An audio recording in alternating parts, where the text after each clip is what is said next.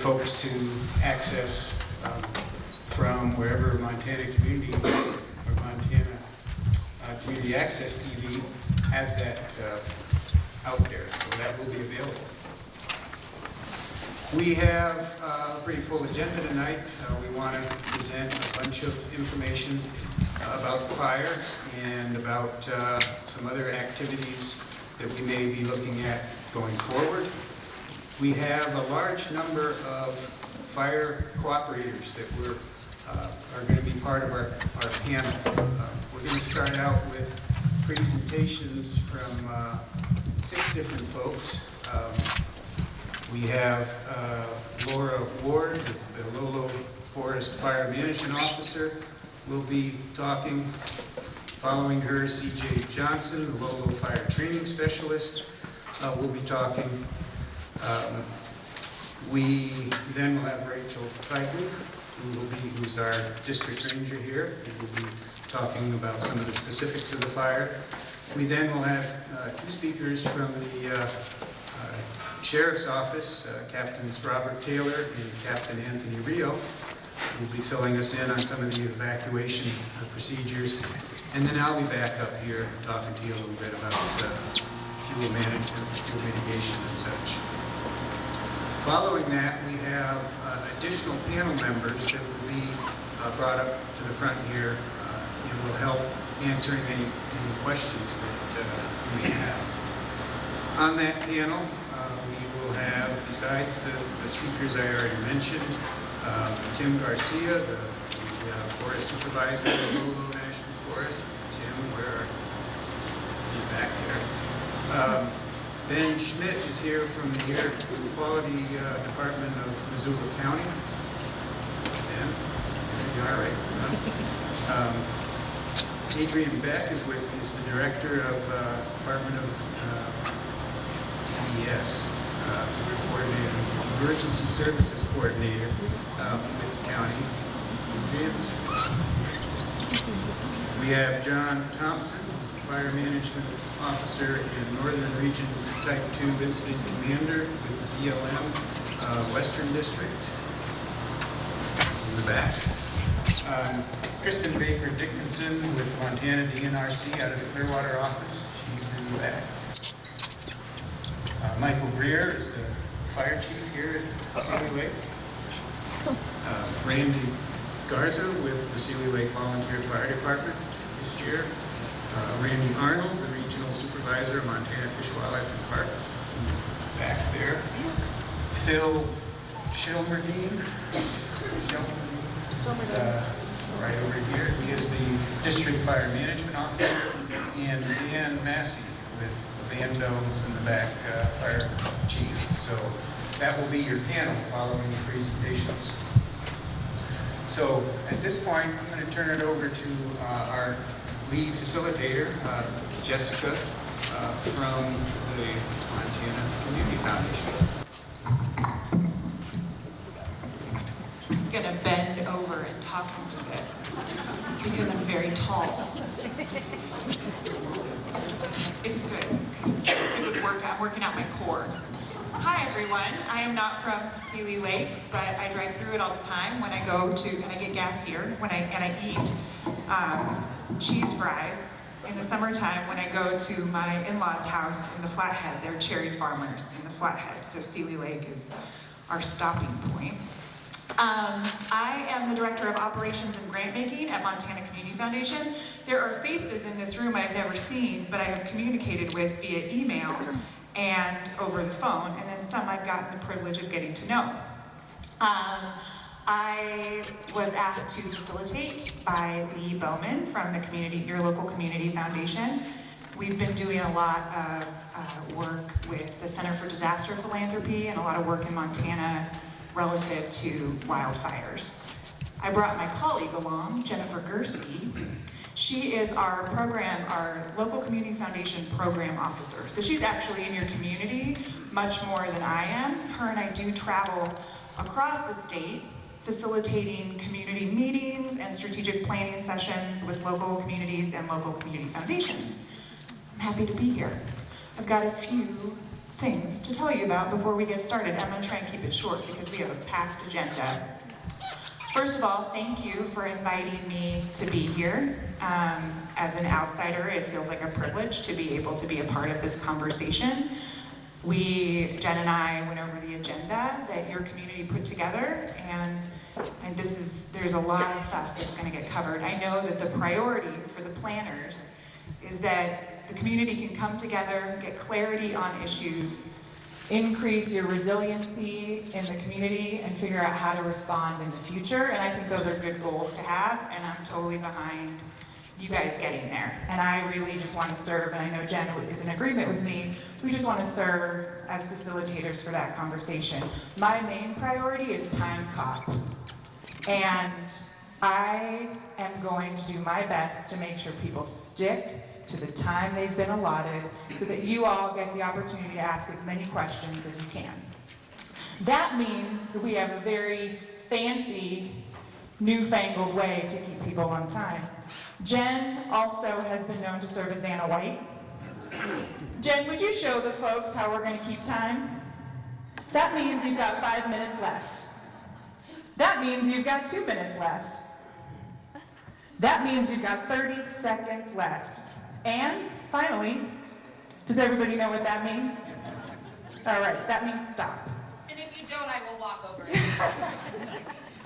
So we are all going to work together to stay on time, to be respectful, and we are all going to work together to leave here with more information and a plan of what to do going forward and how to come together as a community. And I am going to do the best job I can to make that happen for you. And lastly, thank you for the reminder, Jen Gursky. Does everybody have one of these?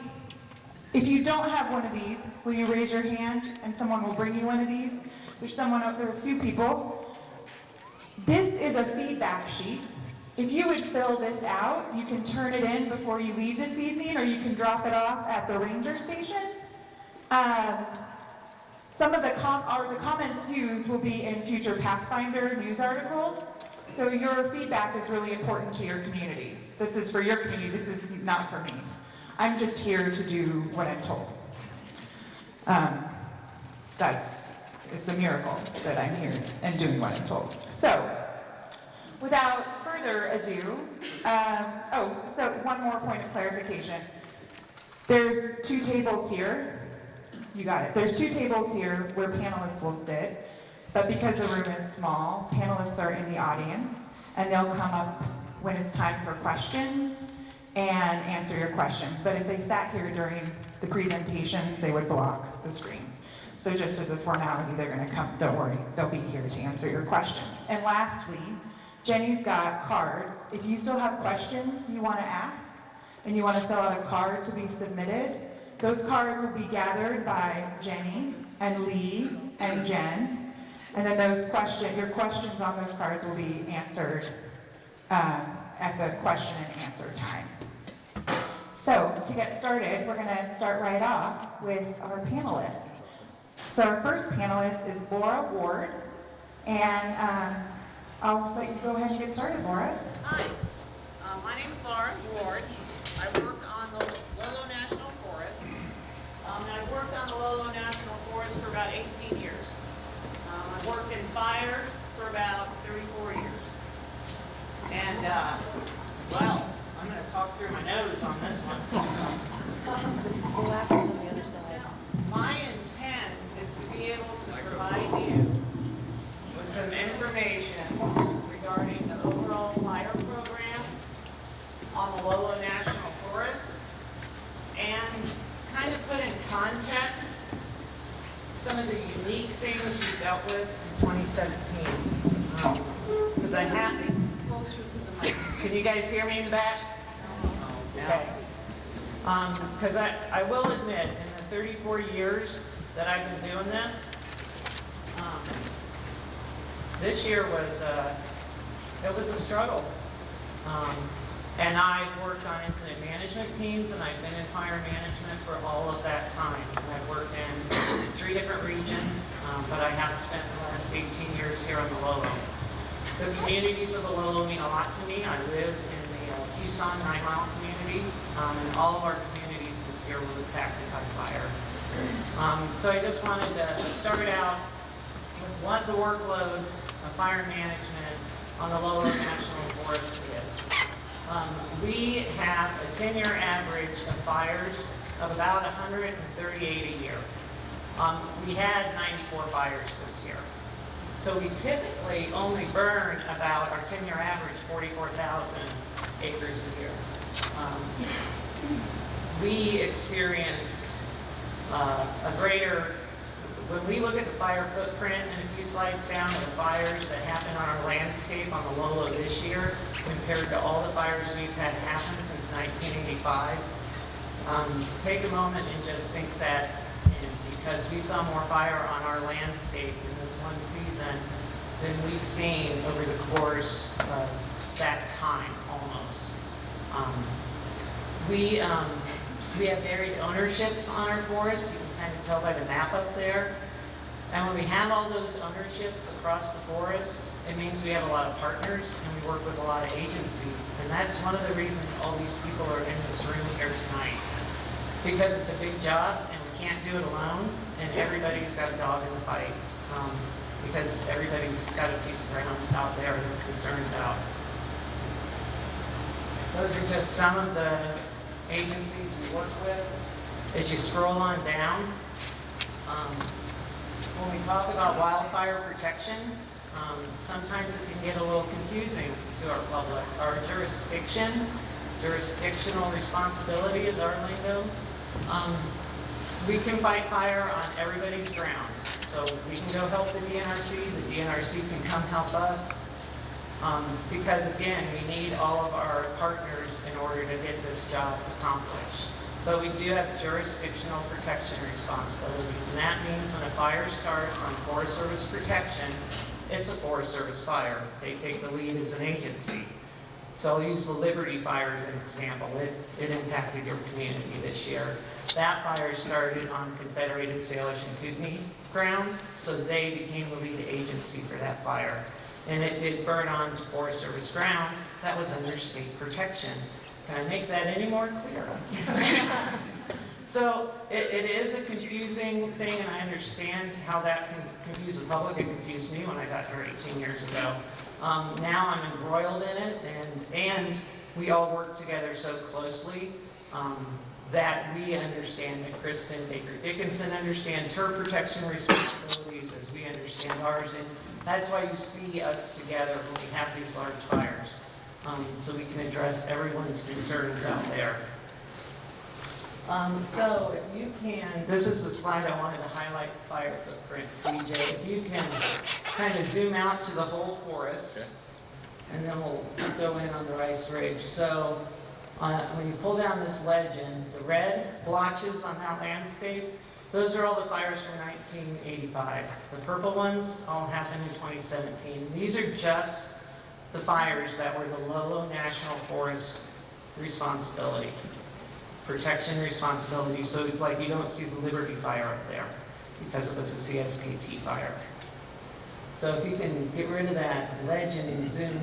So look at the fire footprint that occurred just with Rice Ridge compared to the fire footprints that have happened since '85 in this area alone. And I was here for Jocko, and I know it impacted the community. I was on an incident management team as an ops section chief for that fire on the beginning end and the tail end of it, doing the repair work.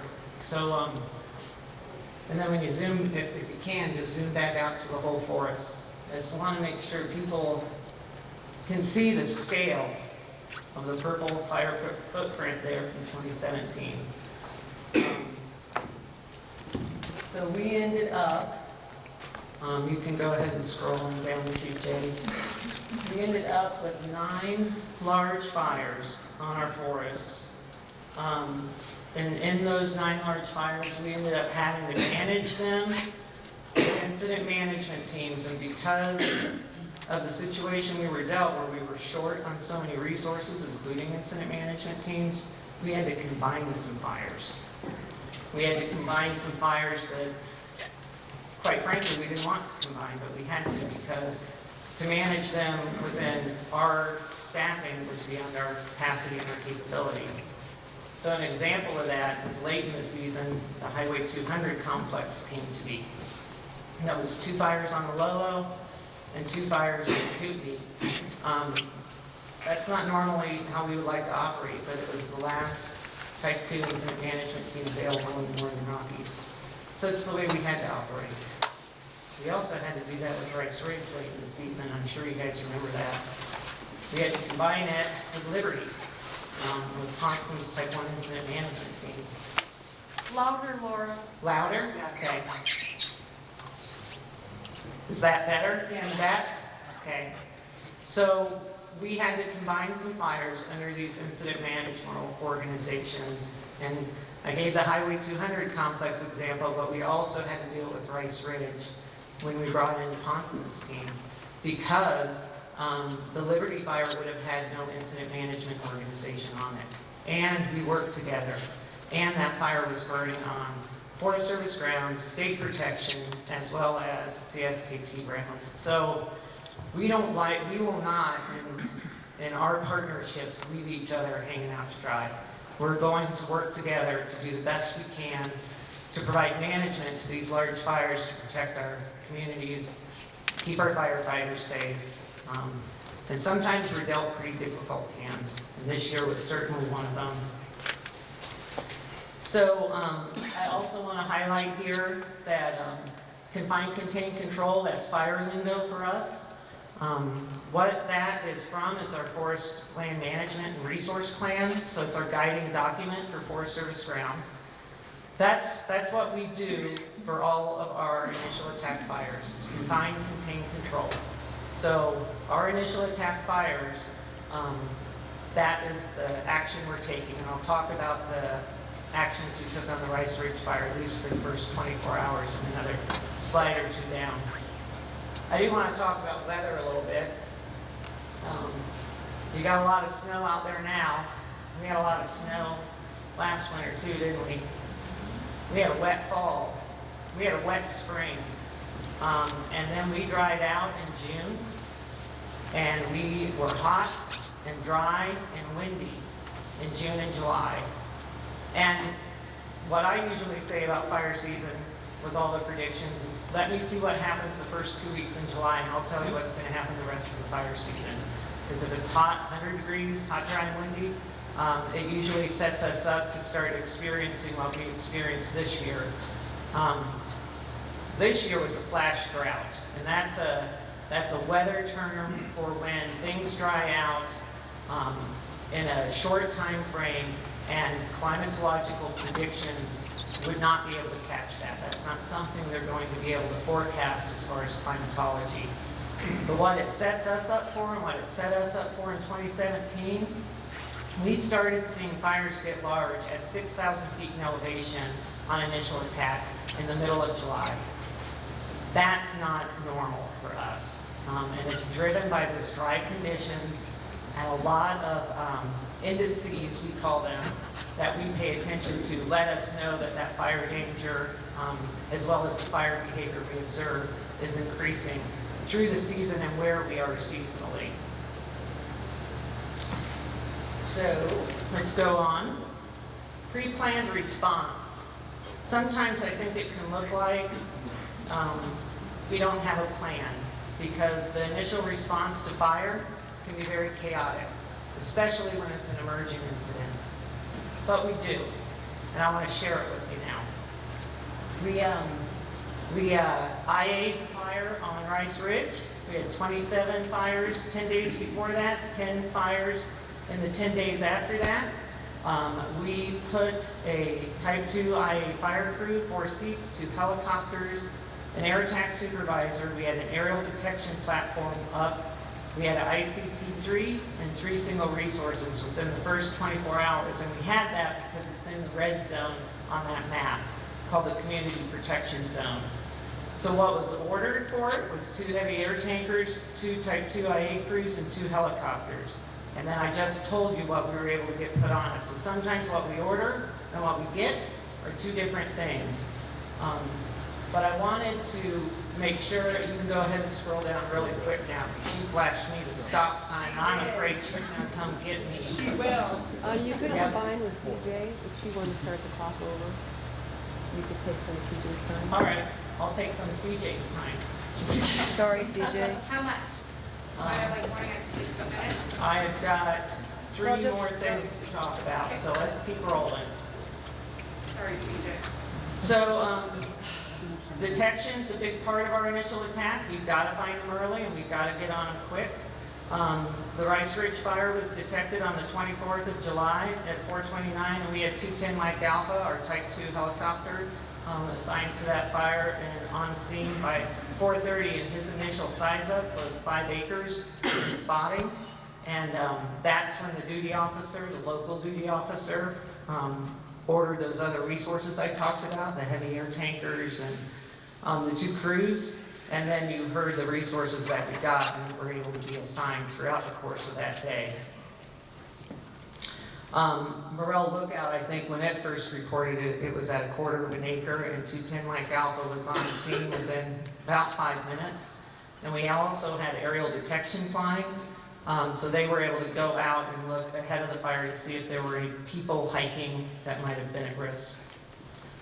So this dispatching resources, I just want to put into perspective how many resources we had on the fire just across the forest, because you guys saw what was going on at Rice Ridge.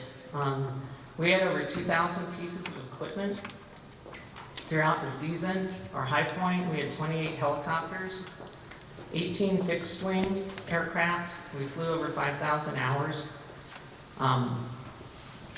That's all these resources assigned to those 9 large fires that I mentioned earlier. At the height, we had 3,000 firefighters, as in crews and engines, across the forest. I'm going to go ahead and scroll on down. And for this one, I talked a lot about initial attack, and I guess when I mentioned that size up that was given by 210 Mike Alpha, that size up, that 5 acres and spotting with wind on it, growing to the east, that puts so many things in motion for what is the local duty officer here at the Seeley Lake Ranger District. They make a lot of decisions on that size up, on how to initial attack and what to order, and how to engage and how they're going to access based off of that size up. We go into extended attack if we're unable to catch the fire, which means to contain it within 24 hours. That kicks us into having to do some other things, which is within the framework of making decisions about how we're going to manage this fire in the future, including bringing in an incident management team like JT, working on crafting a delegation of authority letter, telling them what we want them to do with the fire. And then that incident management team takes that and turns it into an incident action plan where they're implementing how they're going to do that with the fire. They're making those tactical decisions on how they're going to implement what we've asked them to do. So I think with that, you can cover good fire, bad fire. The overtime on the forest, how many fires are where, by cause. And you can see the yellow starts there are human-caused fires down in the valley bottoms. Typically the red are lightning-caused fires. Human-caused fires are a cause for 100% suppression, full perimeter control every time. Fires that are lightning-caused, we have a full array of management strategies available to us depending on the flank, largely depending on this time of year when we're in planning level 5 and fires are getting up and going. There are full perimeter control within certain areas. North of Seeley Lake is certainly one of those areas. And then it becomes where we can put firefighters safely. If someone were to get hurt, what will we do if they get hurt? And that drives where we put firefighters, and therefore drives whether we go direct on a fire perimeter or indirect on a fire perimeter. Every fire, has a decision made. And this is where the district ranger gets with the incident management team, and we will do we'll do an analysis. But the analysis that drives everything is that firefighting is a dangerous business. 2 firefighters died on the Lolo National Forest last year. One on a fire that was not The cause of this fire, the Rice Ridge Fire, was a separate lightning strike from the Florence Fire, where Mr. Johnson was killed on the 19th of July. But we were running life flights daily for several days, and then non-emergency or non-life flight emergencies on the days we didn't have life flight. It is the #1 priority is to keep the firefighters and you, the public, safe. Once we can do that, we'll engage. If we can't do it, we won't engage directly, we'll engage indirectly. The final thing that I'll say is this is just a snapshot of a WFDS decision. This is when someone like Rachel Fegley gets involved, is when this fire escapes initial attack, a WFDS decision is prepared. This is wildfires are being fought in the field. This is going on in a parallel system at the district office. We look at values at risk, certainly the communities of Seeley, the homes, the infrastructure that are out there. It's our #1 concern. Then we look at things like the value of timber, or the value of forest resources that are out there. And all these things go into a complexity analysis that drive a team coming in. I will say that just a few days after Trenton Johnson was killed, and I was pleased to know that there was another team in town from the Southwest, just because not every firefighter wanted to get off the line after Trenton died, but a lot did. A lot of folks did. They weren't ready to re-engage safely. Some weren't. Some were ready to pop right back up and get out there. Some aren't, and I was very happy that another team could come in and manage the fire for the district to take some of the pressure off. Not that the pressure ever went away from Seeley or the district, but it helps to burden some. Any questions for me before I turn it over to Rachel? Really quickly before Rachel gets up, if you have a card that already has a question on it, hold it up and someone will collect it. If you need a card to write a question down on, raise your hand and someone will bring you one. And without further ado, Rachel. Good evening, everyone. One thing I wanted to note about what you just witnessed there, it looked like a lot of information, right? A lot of graphs and charts and language, and we actually utilized a product that was developed by one of our fire management specialists in Missoula, and it's called a storyboard. So you can see it was an interactive map, interactive interface along with that text. It's kind of meant for someone to sit in front of a computer screen and scroll through at their leisure, kind of digest that kind of stuff. This same footprint of what you just observed is going to be available on a website, so you'll have that opportunity to go back and review that information and kind of digest some of that stuff that Laura and Chris threw at you. So, they didn't take the time and effort to really pare all that down for tonight, and I apologize for that. But we do know that there's going to be an opportunity for you to view that in that other sort of venue. So I just thought I'd share that. It's kind of a neat tool, like you saw, zooming in and out and kind of having the ability to look at it as if you were looking at a magazine. So good evening. I wanted to just start out tonight by acknowledging that it was a tough summer for a lot of people. It was a tough summer for our incident command system, structural firefighters, our contracted resources, our firefighters, our incident management teams. I think by the end of the summer, they were well stretched and exhausted. It was a tough summer for our communities. The communities suffered a lot, a multitude of impacts, everything from the fire itself to the smoke impacts, the evacuation orders and warnings that occurred, having a lot of strangers trampling on your community, and the economic impacts, the lack of tourism. And there's a lot of things that came with this fire. And I think that as we move forward, into the future and having our memories about the historic summer of 2017, I want to just go back and reflect and thank you all again for your patience and endurance and the strength that I witnessed in this community. It was pretty amazing. And I think that with all the cooperators we had and all the moving parts, I heard from a lot of people how impressed they were with the citizens of Seeley Lake and the Upper Blackfoot. So just wanted to express that. So I have a couple ways to talk about the Rice Ridge Fire. Did I notice that I have 20 minutes? Wow, that was more than they originally told me, so good. So I'm going to start out with just a summary first, and then I'm going to kind of go through the fire in a more chronological sort of by date and expand a little bit. So the first slide, I want to just give you a summary of what happened, and I'm going to try and get comfortable here with the mic and my notes so that I can talk and use my hands at the same time. Okay, so lightning strikes. You remember the lightning storm, July 18th? It started the Florence fire, and as Laura mentioned and CJ mentioned, that was the fire that we did as we responded to that as our preparedness response plan encourages us to.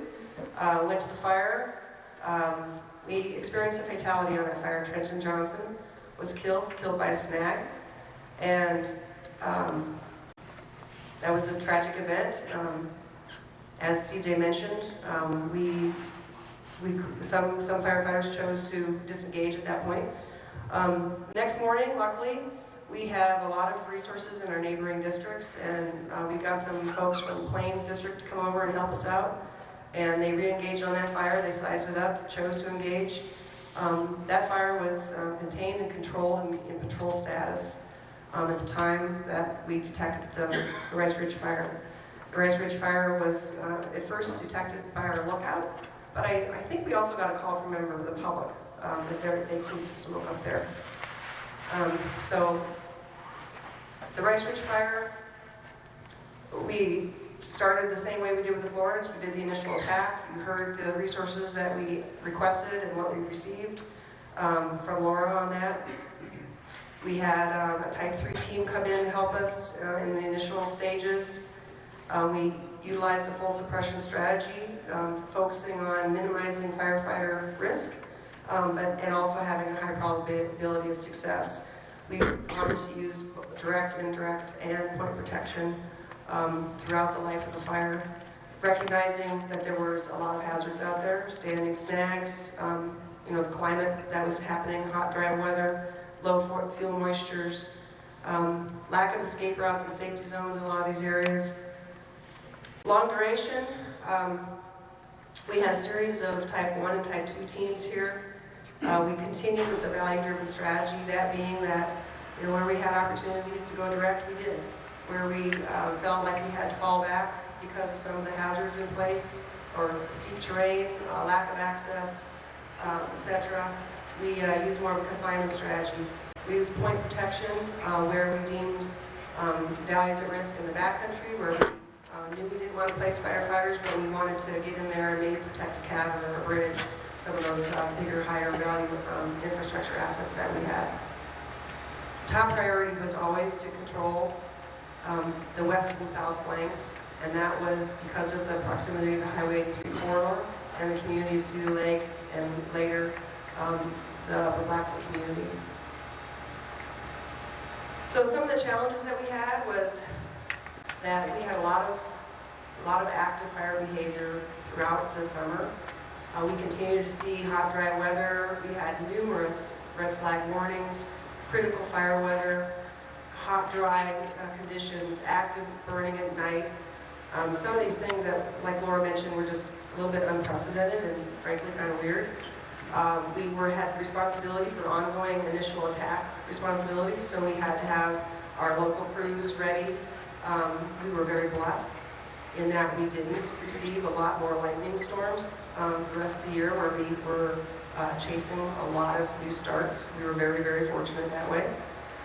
Smoke impacts, not only from a public health impact, but also we were grounded a lot. Our air ops couldn't get up because of lack of visibility, reduced visibility, not only from Seeley Lake Airport, from even Missoula Airport.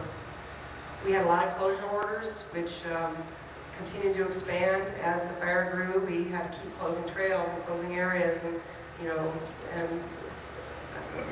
not allowing access for recreation and outfitter guide use and that kind of stuff. It was very challenging to continue to work in that environment.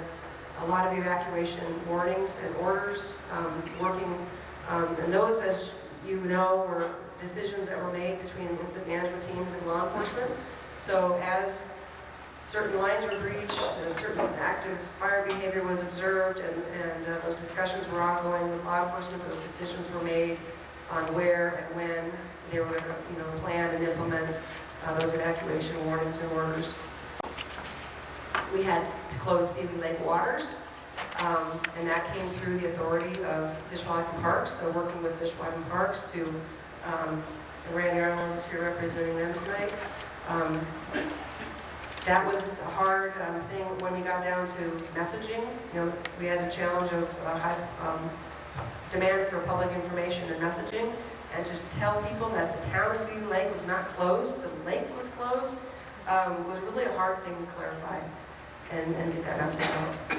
We had some drone incursions, which impacted our air operations, and overall we had a lot of UTFs, unable to fill orders that we had put out there.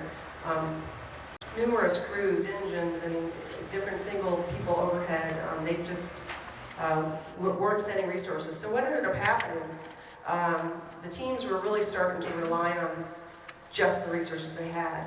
So they had to kind of think, okay, I'm not going to plan for what I think I might get. I'm not going to do the tactics and set myself up to do what I think I'm, based on what I think I can get. I need to plan the tactics for what I actually have on hand. And that became a challenge because, and even between the fires, they were trading resources back and forth, sometimes on a daily basis, aircraft, crews, engines, and it worked well. Like Laura said, we tried to help each other out. There was also numerous other fires in the area. North Fork was a lightning strike that happened a little later in the summer that eventually Rice Ridge grew into. Same with the Reef Fire, which started in the Bob Marshall Wilderness. The Monahan Fire was a small fire that started at Upper Montour that we were monitoring and had started to grow into the Bob Marshall Wilderness. And then the Park and Alice fires on the Lincoln Ranger District. Those fires did grow together. And there was a time towards the end of the season where we weren't sure if the Rice Ridge was going to go there as well. So, and then Laura mentioned the Liberty Fire. Liberty Fire, again, wasn't our jurisdiction. It was Confederate Salish and Kootenai Tribe jurisdiction with DNRC protection on the Clearwater side of the hill. But it did burn into National Forest system lands. And those same discussions occurred between IMT, the incident management team, and DNRC relative to evacuation warnings for the Lake Placid area. So I separated the next portion of the talk into sort of a chronology by stages of fire season. And so the first part is initial and extended attack. So again, Rice Ridge Fire was discovered late in the afternoon, 4:29 p.m. You heard Laura's report on the SISA and the resources that were ordered up there, the single engine air tankers, the helicopters that were putting retardant and water on those fires immediately. And the following day, we went ahead and had to start looking at closure orders, making sure that people were out of the area and keeping the area safe for firefighters to engage and evacuate any recreational people that were in harm's way. We deemed a Type 3 team was necessary. We already were seeing really active fire behavior, running, spotting, torching, hot, dry weather predictions.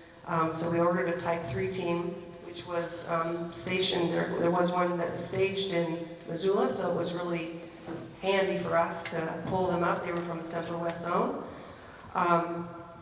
And again, they're the top priority. Oops, sorry. So working with that team, they did some scouting with some of our local resources. They determined some of the safest places to engage, which was anchoring off of Florence Lake and off of an existing road system that they found. They were able to get equipment in there, open up that road so that they had access to the fire perimeter. They had crews up there that were putting hand line in. They had hose lay on that line. They had difficulty obtaining resources Even this early in the summer, we were already going to extreme fire danger. We were, if you remember, we were in stage 2 fire restrictions. We already had several fires going on across the forest, and so it was already getting kind of hard to get exactly what they wanted. But there were a lot of efforts made to try to get that area secured. And the fire continued to grow and got to about 60, 70 acres when we got a first of many red flag warning, which caused high winds and an overnight weather event that spread the fire across the ridge of Rice Ridge and down into Rail Creek. The fire had been predicted to go not only through prevalent wind direction, but also through all the modeling that they'd done. We had folks, running models trying to figure out, okay, with the fuels and the terrain and the prevalent winds and what we know about this area, everything was telling us the fire's going to go northeast. Well, it didn't. It went kind of hooked around on us, went east, but then it came directly south, right down Morel Creek, and became more of an imminent danger to Seeley Lake. So right about that time is when those discussions were taking place. We're expanding closure orders. Law enforcement, Captain Rio was put in charge of some of the evacuation warnings and the implementation of those calls with the incident management team. We had our first evacuation warning and started initiating some structure assessments, which was looking at homes, starting to do some hose lay and sprinkler system setup and all that kind of stuff, which you saw quite a bit of later in the season. So the fire transitioned then to a Type 2 team from the eastern area who had been here in 2015, who was great to see them again because we had a real successful fire season with them for 5 minutes already? Wow. Okay, better. This is when we really started to see a lot of smoke impacts becoming critical. Our course of action was reevaluated, but we never really changed it. We really wanted to keep the fire out of Seeley Lake. We wanted to keep it off of Montana Highway 83, and we wanted to keep it in our protection north of Cottonwood Lakes Road. We wanted to be successful and spend the time and energy creating line that was defensible, and that we had time to do and minimize firefighter exposure.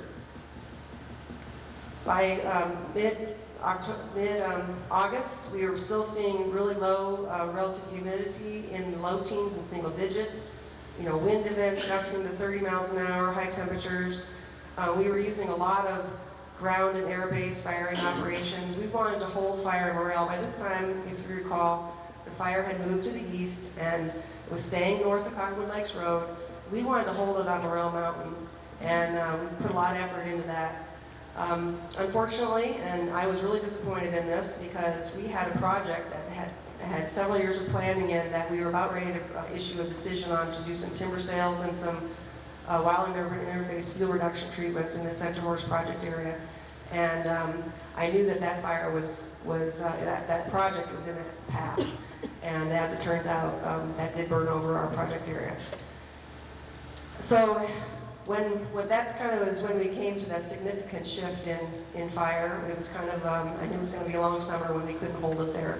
It spotted over all the retardant lines and some of the firing operations we've done into the North Cottonwood got established, precipitated some additional warnings, closures, and some of the things we started seeing was a lot of spotting, because again, this is really active fire behavior, really low fuel moistures, and the spots were, 9 out of 10 of these spots were landing on stuff and starting new fires. And they were outside, well ahead of the fire, or across some of our containment lines. This was happening south of Cottonwood Lakes Road, below Double Arrow, and it was happening on the west flank. And I know John Thompson's team in particular was really challenged with this. Oh, where he is.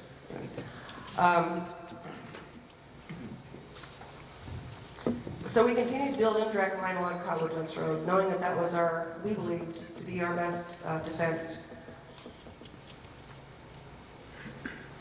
Come about the 1st of September, again, more active fire behavior, scouting up some of those drainages, Dunham, Shanley, Little Shanley, looking for places, where could we be successful? Is there any place we could, cut this off? And it was just, the fire just kept making that decision for us.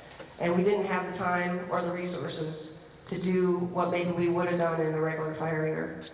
We had significant runs that caused continued closures and evacuations. Are we on about September 3rd? Thank you. And September 3rd, if you might recall, it was right around Labor Day weekend, we had another significant shift in the fire, and that was when another overnight thing. What was happening is the cold air was sinking, holding all that smoke in our community, but it was keeping the temperatures high in the higher elevations and the relative humidity is really low. So there's this thermal belt sitting up there at these higher elevations, and we were seeing active fire behavior all night long. And that's what the situation was when we saw the fire double in size. It went from approximately 45,000 acres to well over 100,000 acres overnight. So the concern at this point was not only, we'd already kind of been engaged with Cozy Corner and Woodworth Row, but now we're moving into the Upper Blackfoot River Valley and the community there and the values at risk. There was concern with the amount of unsecured fire edge. And now whether this makes sense to you or not, what the incident management team really thought was important, now that we're getting into this long duration event and we had all this unsecured fire edge, was we need to bring that fire down to a place that we could fight it. And the way they do that is through these firing operations. And so they did one, it took 4 days. They knew they had some weather coming, which may have given them some precipitation. But they also had about 3 weeks of fire season left, and that same storm was coming with easterly winds. And they did not want those easterly winds pushing down into the upper part of the Blackfoot Valley and across, compromising the containment line that they had. So they did a 4-day burnout. They used low intensity fire to bring that fire line down to Cottonwood Lakes Road. About this time, we started finally to see some weather pattern changes. So another week after that or so, and Greg Ponson's team came in. He was the second to the last team. They started looking at evaluating with law enforcement some downgrades of warnings. They continued to get moisture. Diane Hutton's team came in, and we had she focused on mop-up and suppression repair. We continued to see some good weather coming. The fire transitioned back to the district.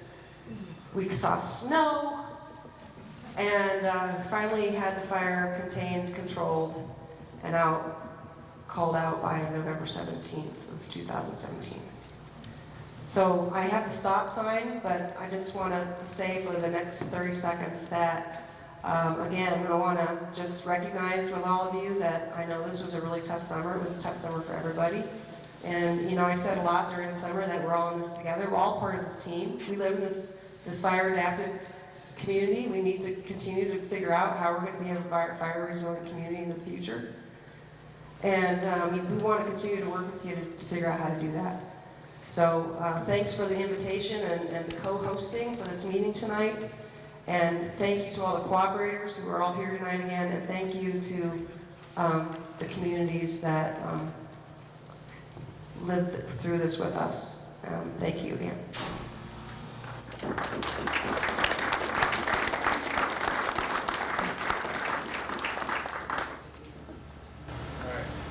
I think I've been one.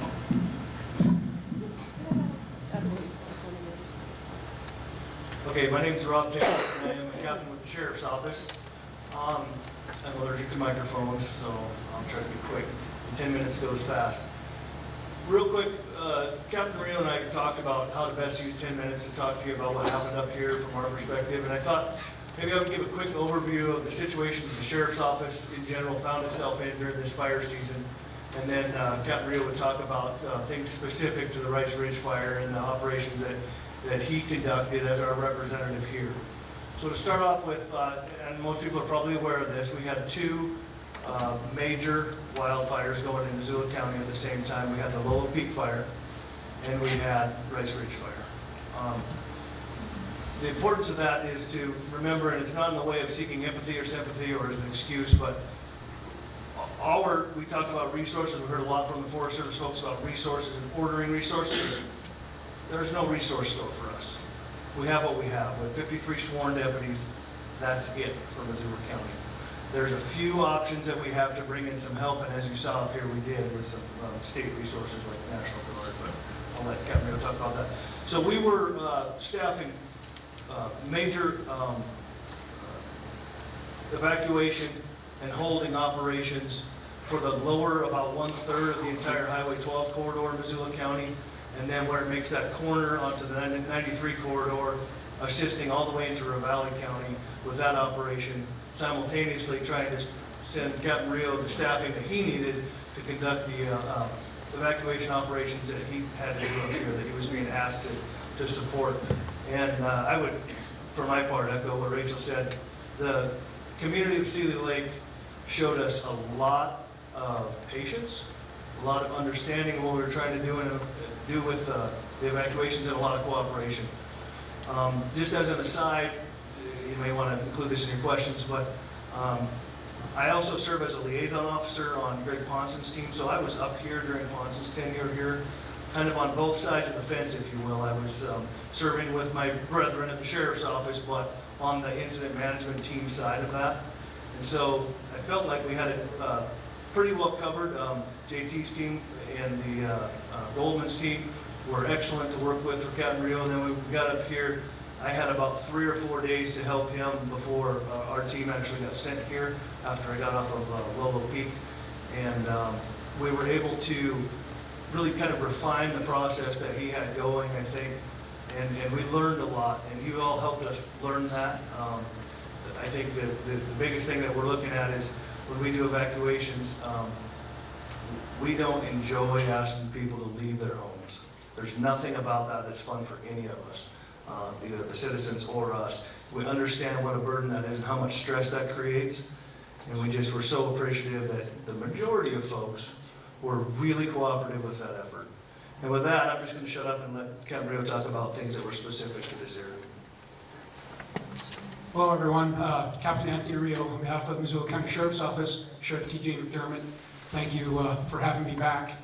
I think you can see one of the first things that I did is I got rid of that echo out of the speaker, so it doesn't sound like we're talking in a cavern. But you know, it's good to, I think, to be back up in Seeley and just be on this side of the year, this side of fire season. I was going back just kind of in my mind. This is my 20th year in law enforcement, and starting out, you know, remembering the fire season of 2000, 2003, 2007, 2013, and then 2017. So if you just think about the significance of those years, just think of the years in between when we have fire seasons, when we have bad years, and when we have just kind of mediocre years that we don't really remember. I'm sure there were some fires in those other years, but I just remember 2000, 2003, 2007, 2013, and 2017. And so, in saying that, we're not very practiced at fire. You know, as far as statute goes, the Missoula County Sheriff's Office, by statute, the sheriff is responsible for evacuations, and we work very close with the DES coordinator and the DES office to try to make these as seamless and as the best that we possibly can out of hard situations. I don't know if you remember, over the years, things have kind of progressed. We used to have Ready, Set, Go. Excuse me. And Ready, Set, Go did not work very well because it almost sounds like something, thank you, something with, that we did as kids. And so people didn't really take it very seriously. And so we had a really hard time at Ready, and sometimes we'd be at Ready and then we'd be at Go, and people would would just kind of be beside themselves because there's like, hey, there's supposed to be something in the middle there called set, and you didn't give us time. We also used to do 18 hours, 12 hours, and 6 hours. And those were best case scenarios. And where we would tell people, this is your 18-hour warning that you're going to have to leave. And we'd come back 6 hours later, or we would come back and say, you have to go now. Well, over the years, things pretty much progressed, and they needed to where, you know what, we basically went from yellow, this is your warning, and then to red, this is, you have to go now. I think in the beginning we got we were confused by some weather. We had a lot of help. We had teams coming in with the Forest Service, law enforcement, the BLM, and we had a lot of help, but I think, you know, my responsibility was to communicate better, and sometimes I don't know that I got the word across as well, that sometimes we were having people say, hey, look, it'd be in your best interest to go when we were just under yellow. I think we were really trying to err on the side of caution.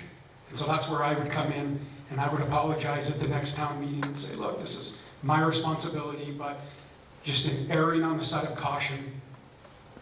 Our best case scenario is that, or I guess if it's our worst case scenario, that some people got inconvenienced, but they're safe and their property's safe, that's a good day for me. And so we went through each of our days. I went with every incident management team, the IC, the incident commander, and we would take our recommendations on what they believed their best case, or sometimes worst case, you know, scenarios of what was going to happen. And then we kind of had to, with no crystal ball, come up with plans to do our warnings, do our evacuations. And so, I guess I'll reiterate or mirror what Rob said, just that this community was so great, and there were so many, you know, there were a lot of people that kept coming up and apologizing for a few, but overall, I'm telling you, even the criticism, I didn't mind that at all. We just want to get better, and having these fire seasons spread out like we do, we don't do this all the time. In fact, there were a couple times up here where we had to go get some people and take them to jail, and I was all over that, because that's where my wheelhouse is. I'm like, okay, good, I can do this. But this fire stuff and evacuations and trying to make everyone happy, golly, it's just that's a tough one. But overall, I can't say enough about this community, and just that even when we did have problems, we had people tripping over themselves to apologize.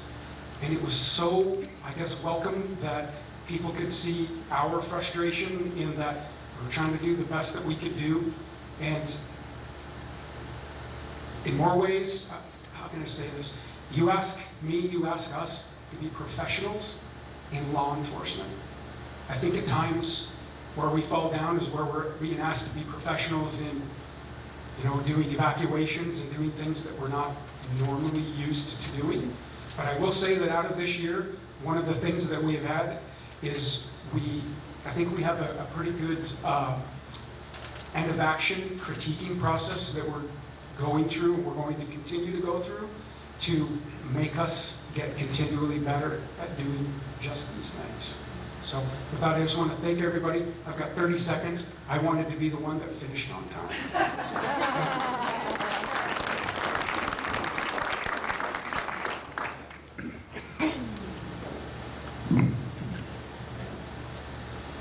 Okay, we're going to kind of switch gears. We've heard now about what happened over the summer. We want to now talk a little about some information about fire and fuel management and what are some opportunities going forward. And first point I want to make, and you've heard it already, fire has been and will be a part of the Seeley Lake environment. If we go back and look at some of the historical records, a guy named Ayers did a survey in 1999 or so, including some pictures. What some of these pictures show is that Some of these areas, this one here talks about yellow pine or ponderosa pine that had frequent fires that kept those stands open and the large trees present. The second slide, the second picture there talks about large ponderosa pine and what they call red fir or Douglas fir. Similarly, that was being maintained by very frequent fires, both natural fires from lightning as well as fires started by Native Americans in this area. Here's also had some pictures. This is a different location where there was some big larch that showed fire scars on them, where he talked about moderate fires occurring in those areas that thinned out some of the trees, but still left those bigger larch that could survive more of that, a little bit higher intensity fire out there. But then there are also pictures that he had, such as this of a mountainside south of Upper Montour Creek that shows very dense, thick forests. So back at early 1900s, we can see that there was a mix of types of fires that were occurring across this landscape, but a lot of fire was occurring. Fire ecologists look at this and talk about how what we need to understand about fire is that it can have a lot of different behaviors out there. Any place in our landscape, under the right conditions, can burn at a different intensity. It can have a low severity fire that is just creeping through the understory. It could have moderate severity where it's burning through some of the vegetation, but not necessarily taking out all of the overstory, or it could have high severity where it crowns out, it takes those trees out. What fire ecologists do is try and talk about these as fire regimes, with recognizing that while any of these severities can occur kind of anywhere, it's the scale and the size and the distribution of those intensities of burns that really make a difference. So historically, at lower elevations, drier sites, we had fairly frequent fire return intervals, less than 25 years or so, and a lot of that fire produced those open kind of stands without a lot of tree growth, smaller trees in them. A lot of this landscape was in what we call the mixed severity A, that had typically 25 to 50 year fire return intervals, where you got more of a mix and more of that presence of high severity, but still a smaller component. Some of our landscape was in mixed severity B, where you had quite a bit of high severity fire, but still a patchy arrangement. And then some of our landscape historically was in that lethal fire regime, where high severity fire dominated across something like, this is showing something like 100-acre resolution for these. So, second point to make is that that's what was going on historically. And from looking at assessments of this area, we know that fire regimes have changed from historical to present. Some work we did with some modeling of fire out here on the green bars, you can see estimates of the amount of those fire regimes that occurred historically, with most of the landscape being in that non-lethal and mixed severity A type of fire regime, some of the landscape in mixed severity B, but a small part of the landscape in that lethal fire disturbance regime. But today, what we see is a majority of this landscape, because of the lack of fire over the last 100 years or so, it's grown in much denser. We now have most of the landscape in this mixed severity B and a much higher percentage of it in lethal fire. So we've seen that shift because of the lack of fire and other management practices out there. Next point. We are seeing changes in fire behavior now. Climate change, the last 20 years we have seen warmer and drier kind of conditions throughout this landscape. And that climate change is intensifying the fire effects out there. Warmer summers that we're experiencing mean we have drier fuels out there. Those drier fuels burn hotter, burn quicker, and that's what we're seeing in some of the fire behaviors that have not been seen before. We have longer fire seasons out there, which means that fires have a longer time that they can burn and more area that they can spread out through.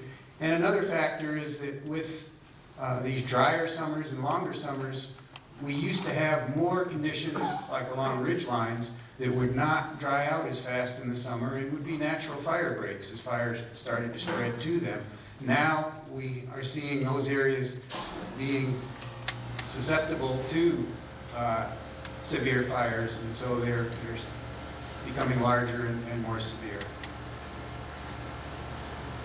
However, what does all that mean? There are fuel mitigation activities that we can do that will help with fire suppression activities when they're needed.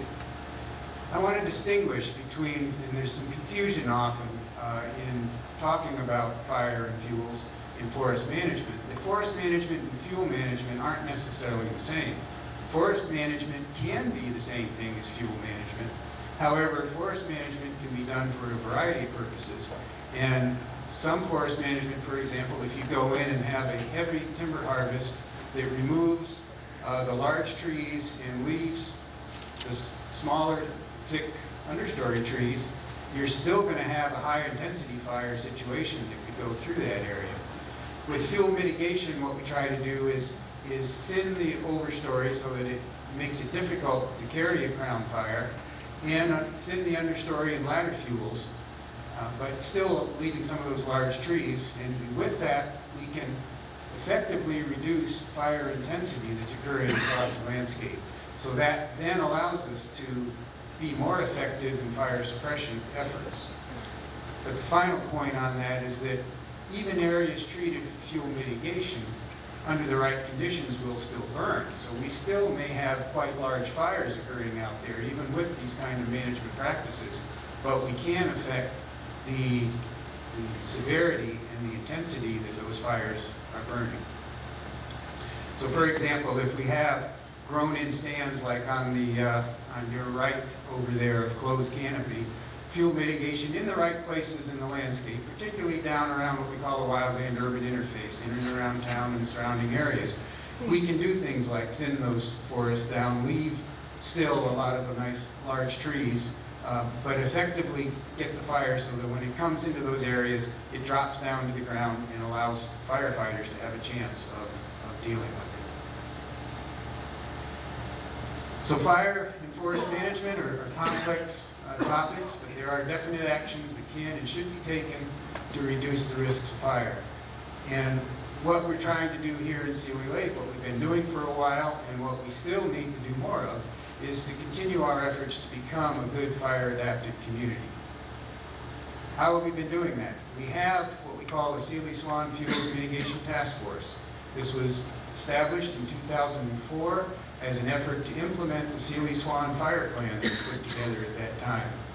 That task force is led by the Clearwater Resource Council, includes Swan Valley Connections, has 2 districts of the U.S. Forest Service, 2 offices of DNRC, 2 local fire departments, and homeowner associations. And they're all working together to figure out how we can get and become the best fire-adapted community out there. The agencies are working together to look at where the best fuel mitigation opportunities are on our public lands, and on our private lands. Clearwater Resource Council and Swan Valley Connections are working to reduce the fire risks to homes in our community. There's 2 ways that the task force has been working to do that. One is to provide fuel mitigation around homes through treatment of fuels around homes. And the other is looking at the homes themselves and doing fireproofing. For fuel mitigation, we have CRC, for example, has brought in over $4 million since 2004 to do private lands fuel mitigation work in the community to help landowners with the costs of doing some of that fuel thinning. We have additional resources that are still available, and private landowners can contact us, and we can send out our professionals to review the situation and figure out what needs to be done on the properties. Caitlin is here. Caitlin, raise your hand over there.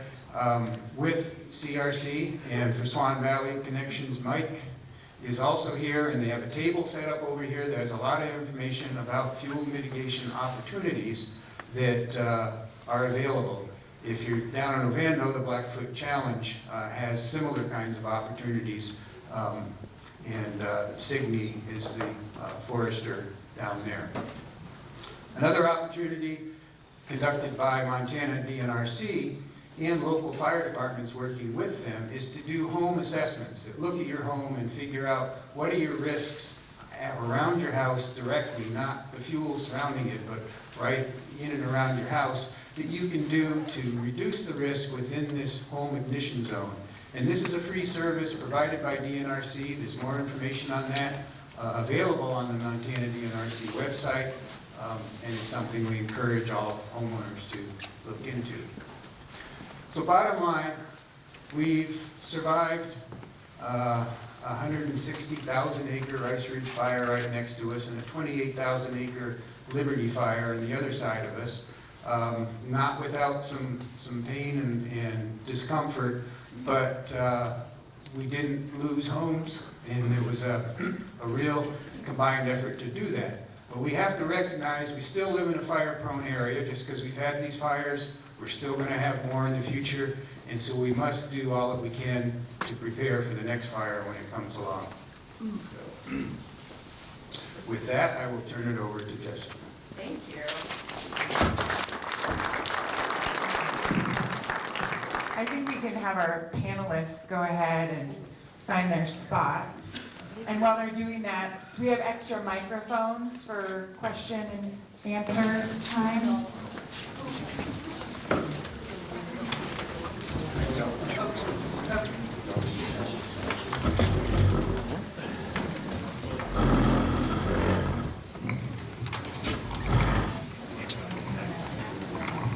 Yeah.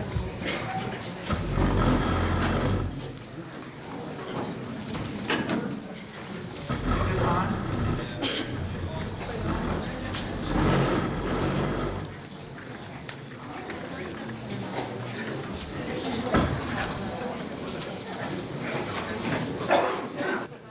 I'm going to do my best to get out of the way. I want to say really quickly that as we were talking about earlier this week about Jen and I coming up and facilitating this meeting, the joke was that I was going to bring a hook to pull people away from the microphone. And I just have to say that this group of people is on point. And I've never experienced people finishing on time before, so I'm really impressed. This is Some MCAT's of you, mic. and so one of on you the gets a other gold one, star. You need to speak into this so it can be added. Also, thank you for allowing us to be here, and thanks for the questions so far. We've got quite a bit of questions that I'll go ahead and answer. I get the privilege of visiting communities all over Montana. My great-grandfather homesteaded in Ovando, so I like to think that he'd be really impressed that I was here right now, because he built a lodge that still sits at the Double Arrow. Or a little cabin. My father calls it a lodge because he's very proud. But, what's that for? So when these guys answer it, this is the MCAT mic, so they need Oh, to wait okay. for me to get there as well. Okay, so, quick point of clarification. When you go to answer the question, whoever is the answerer, you've got to wait for Jen to run to you, or gently glide, with this little microphone, because it's for MCAT, so they need to be able to record. Oh, you can hook it to that? She preferred not to do that. Okay, okay. So we're gonna go, we've got a good stack of questions. We're gonna go ahead and get started. Some of those questions, your volunteers have identified who might be the best person to answer. If they're wrong, go ahead and interject yourself. If they're right, go ahead and answer the question. If one of the panelists has additional information that might be helpful to provide clarification, raise your hand and we will run the microphone down to you. We, meaning Jen, will run the microphone down to you. And one last thing. The sponsors of this meeting have put together an excellent panel, and it took them a lot of work. And most, if not all of them, are volunteers. So I think that deserves a really quick round of applause, because it takes a lot of time to bring together this many people. So that's amazing to me. So to get started, our first question, it sounds like it's probably for Rachel.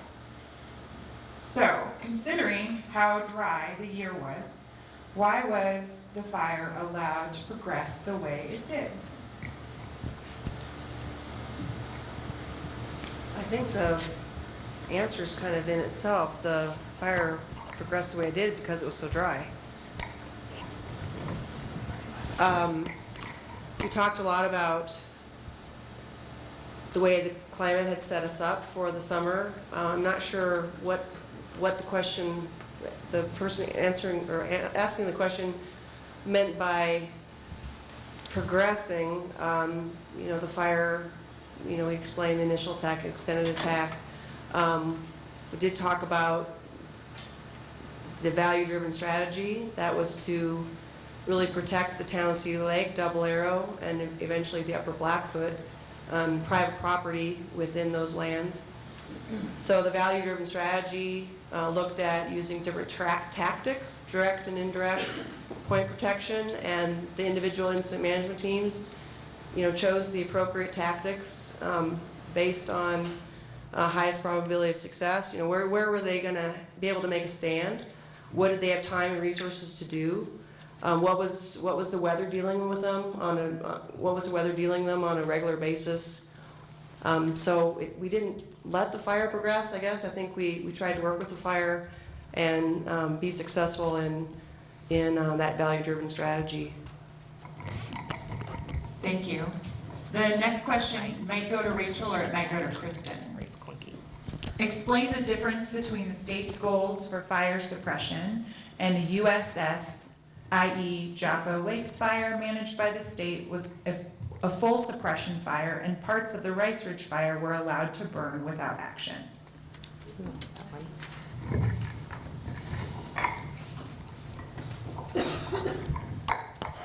So DNRC is primarily driven by a direct aggressive suppression strategy. And so that typically involves very aggressive initial attack and then trying to promote aggressive extended attack while considering values at risk as well as economic considerations as well. Regarding the choices made on Jocko Lakes versus Rice Ridge, I was not privy to Jocko Lakes, and I believe that it's probably best for Rachel to speak to the indirect strategies or otherwise associated with Rice Ridge. Laura said that she could probably take that question as well. Wait till you get both the microphones. We're very high tech here. Hi.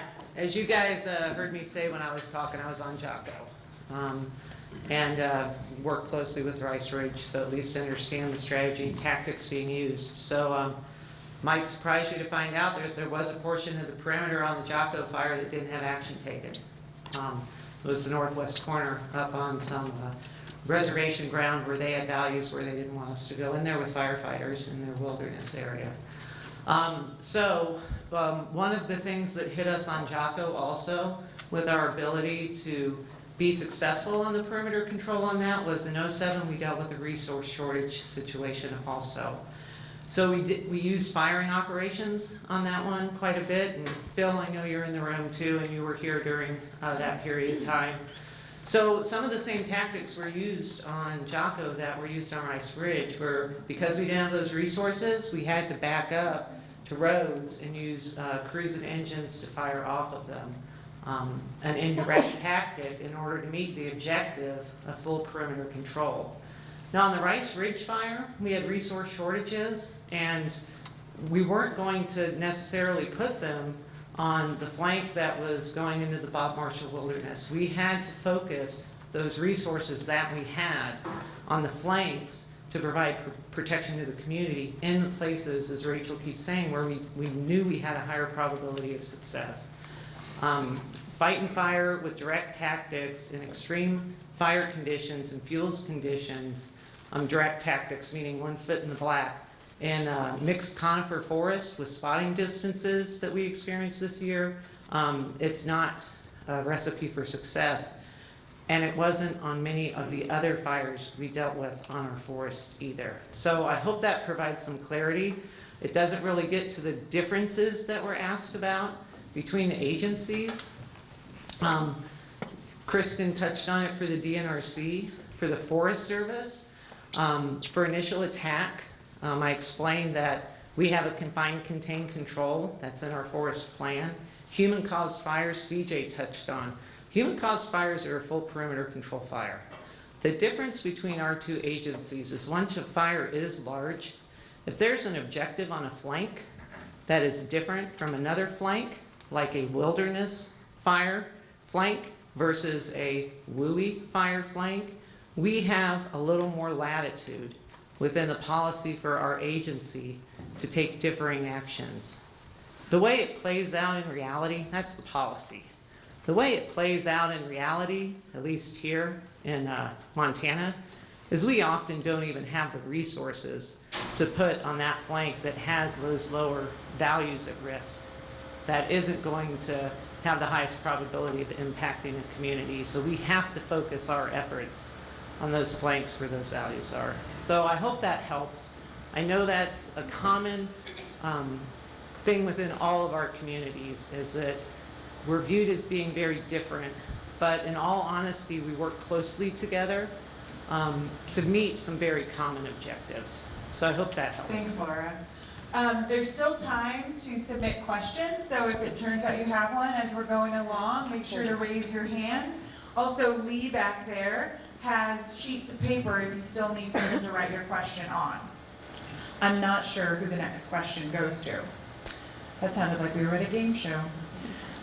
Why was structure protection with pumpkins and hose lays set up on Highway 83 nearly 2 weeks before the Seeley Lake Airport area and north end of Double Arrow Ranch, even though the airport and the ranch were the areas the teams repeatedly said they were most concerned about?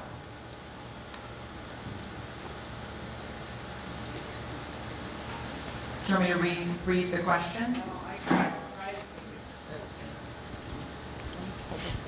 All right, okay. I can try to take a stab at that one. I'm gonna assume this is at the beginning of the, between the type 3 going into the type 2 transition. And I would assume that they were progressing from one end of the fire to the other with putting structure protection in place, and felt that they had enough time and space to get the structure protection in place and those values that they kept articulating they had concerns of. They probably had a higher level of concern for those values that they stated because of what they were expecting in fire movement and fire behavior, but it doesn't mean they weren't still concerned about basically the anchor of the fire, because those values were still at risk. That's my best guess, JT. I don't know if you want to. It looks like Randy has a okay. Do you want to try and feel that one? Jen is going to make her way down to you with our technology. Over your heads. Look at this teamwork.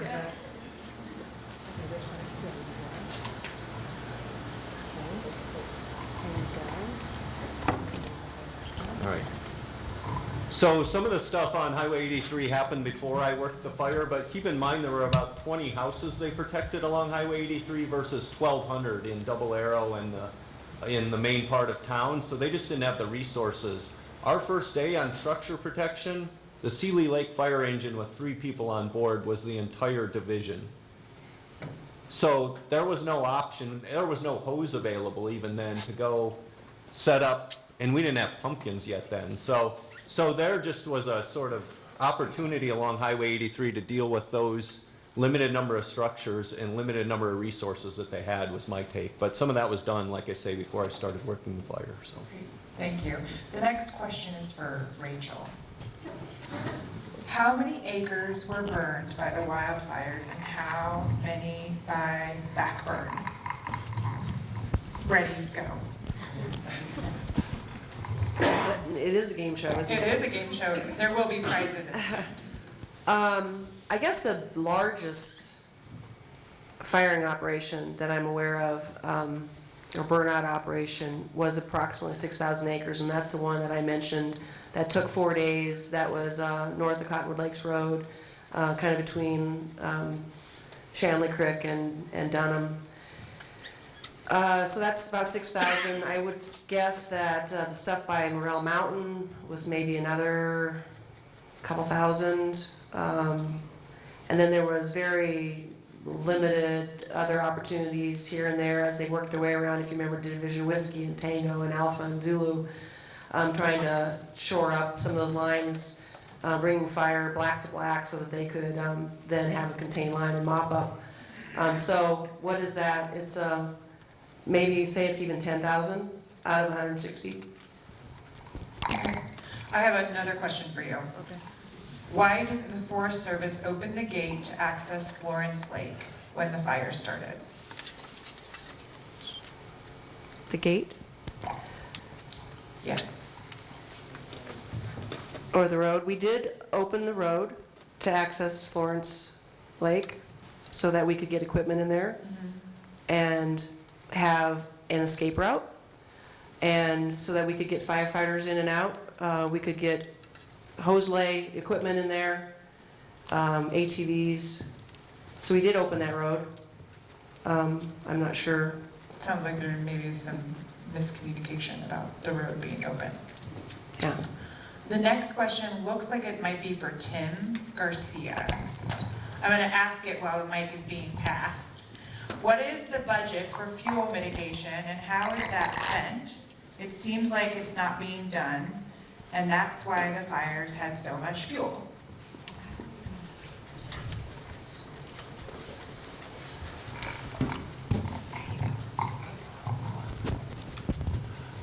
Thanks. So I'm going to talk a little bit about the fire suppression budget nationally, and then I'll talk a little bit about the Lolo fuels budget. Nationally, the Forest Service spends a little over 50% of their entire budget on fire suppression. And within the Lolo Forest, we are very competitive. As you noticed from Laura's presentation, that the Lolo Forest has the second highest fire activity of any of the forests in the northern region. And given that, we're competitive for getting about $1.5 million a year extra fuels money to go and treat acres across the 5 ranger districts on the National Forest. So we have 2.5, 3 million acres across the Lolo, and where we focus those dollars is in areas that are within the wildland-urban interface, so that we can do what we can to work with communities, as Hoffler had mentioned in his presentation, that there's a community component to protecting and fireproofing communities, and where we focus that fuels money is in those adjacent national forest lands next to those communities at risk. Great, thank you. Next question is for Captain Rio. How many illegal drone operators were detained?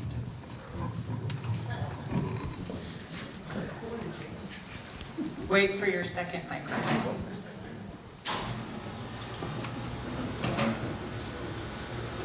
So this one, hello? Oh, it got turned off on its Oh, way. there we go. There we go. So this one will be a little bit difficult for me to answer, just in that the drone investigations, yeah, thank you. I'm getting help in the back telling me that one was detained and/or I think arrested.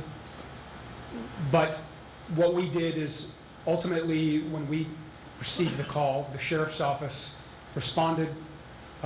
We detained and spoke with an individual that was flying down by Riveros. And then, but I know that there were other drone incidents, but every one of these investigations were turned over to the Forest Service law enforcement.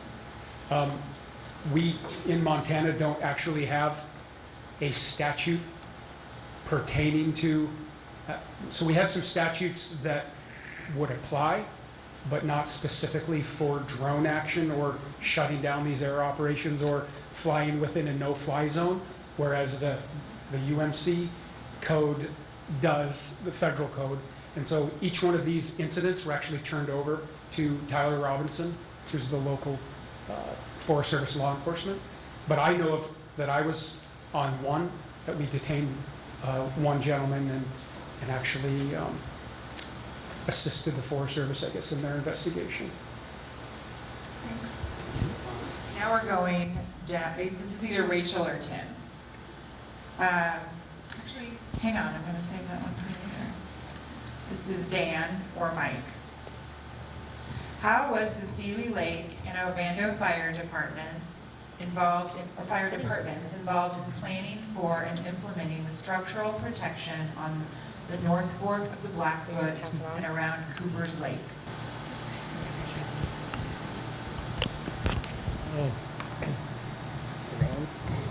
There we go. We were, as far as the structure protection, we were in the middle of that getting set up.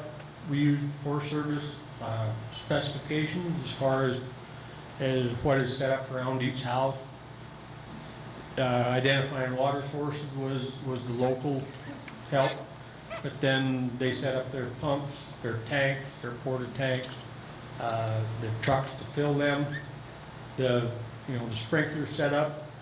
The Forest Service and DNRC basically has the same criteria as far as areas to set up around the buildings, and that's how it was done. And yes, I was in on the planning of which houses we thought were more important to do than others. I'll turn it over to Mike. Sounds good. I'm going to turn it over to Randy here real briefly because I was not actually You got here. to talk into both of them. Sorry.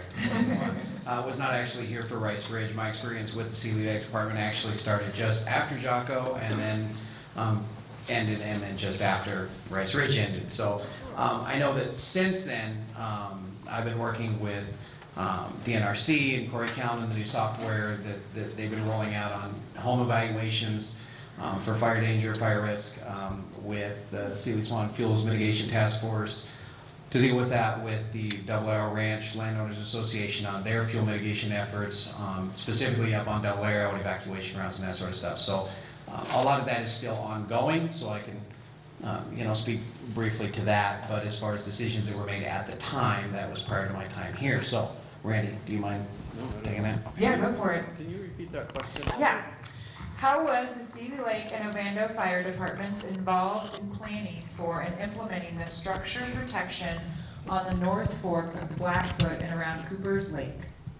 So I'm not sure Seeley Lake was involved in that part because that's Dan's district. So the fire chief at the time was part of those meetings, but and we may have had an engine on that during that time, but I wasn't part of that either. So I think that was mostly Ovando that handled that. All right, thanks. It looks like the next question is for Kristen. And again, if you have things to add, feel free to pass the microphone. How did the local fire departments and DNRC set up the mutual aid situation? What resources were available if needed that didn't necessarily respond during the 3 major predicted wind events and the 3 main fire runs? So mutual aid was largely set up by the local fire department, and that's reaching out to the various cooperators, generally in the immediate vicinity, and asking for your fellow firefighters to come and help you out on a bad day. That being said, one of the struggles that we faced were the large fires in the surrounding area and the relatively limited resources associated with that. Everyone was having a bad day. Along with that, DNRC facilitated helping with providing engines as we could on a limited basis to help assist with setting up structure protection around various houses within the both Placid, Rice Ridge, and Cooper's Lake area, as well as Ovando in general. And then we also helped the various fire departments set up county assist programs where we helped them bulk up their efforts through providing some financial compensation and overhead assistance to provide greater protection and greater support for them during these efforts as well. Great, thank you. Does anybody have anything to add? Pass it down. It's too bad Jen doesn't have a Fitbit. She'd get all kinds of steps in doing this. So can you give me that question one more time? Yeah, if you talk into both the microphones, I can.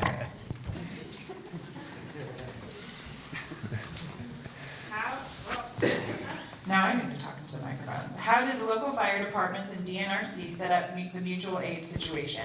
What resources were available, if needed, that didn't necessarily respond during the 3 major predicted wind events and the 3 main fire runs?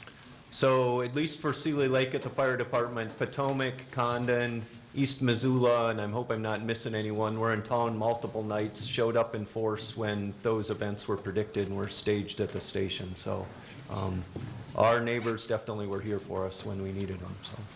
Great. I think this question is for Mike.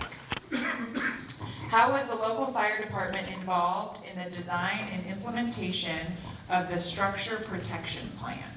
How is or was? How was? Again, not being here, I can't speak with any authority to what went on at the time.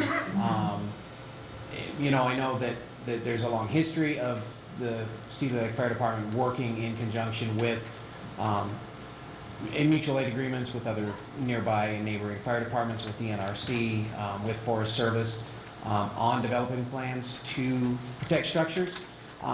For us, structure protection is our primary goal. We get involved with wildland, but that's not our biggest function. It's primarily structure protection. So we get involved in that primarily when we're called in as a resource, and you know, act in an advisory capacity as much as possible when needed. A lot of that planning, though, for these big events happens at incident command levels, you know, above local departments, and then we're just utilized as a resource for that stuff. Do you have anything to add, Randy? Oh, yeah, go for it.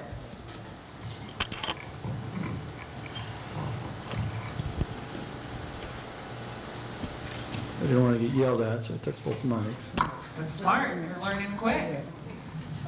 So from an incident management team standpoint, obviously we were the 3rd team that showed up on Rice Ridge, so a lot of things were in place. But from a structure protection standpoint, we're generally outsiders coming in, and so we do go to the local department for that assistance, but most of the time we'll have a structure protection specialist with us, that's their level of expertise, and then they'll integrate with the local fire department to help build that plan.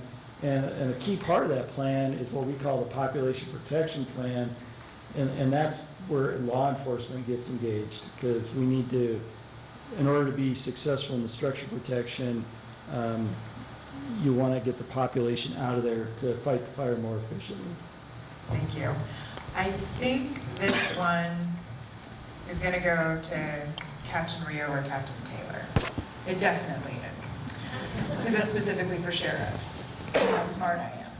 How were the local sheriff's deputies and sergeants involved in planning for and implementing the evacuations? Somebody's been reading my notes. As the patrol captain, I just took over those duties again in January, late January.